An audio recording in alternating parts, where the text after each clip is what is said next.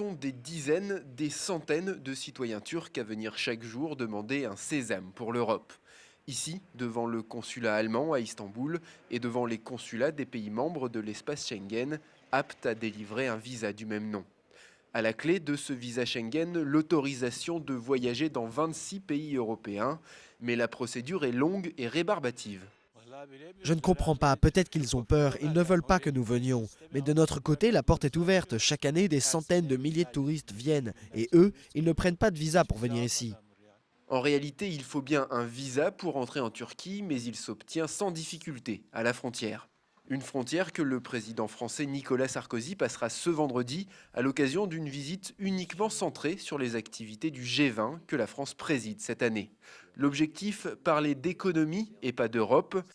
Il serait en effet plutôt délicat d'expliquer la position française à Ankara. C'est une position inamicale forte de dire que la Turquie, malgré les nombreuses signatures de la France en bas de documents officiels entre la Turquie et l'Union depuis 1963, eh bien, malgré ces signatures, la France aujourd'hui, la France de Sarkozy, dit non.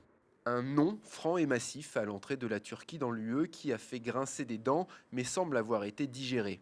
Et même ici, dans la prestigieuse université de Galatasaray, à la fois francophone et francophile, on ne se soucie plus vraiment de ne pas être les bienvenus en tant que membre à part entière de l'Union européenne.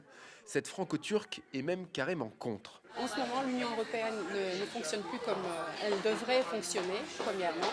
Et puis deuxièmement, moi je pense que la Turquie sera beaucoup plus forte sans l'Union européenne. Une idée de plus en plus répandue dans un pays dont le taux de croissance pour 2010 devrait tourner autour de 9%, alors qu'à l'ouest, l'Europe voisine peine à se sortir de la crise.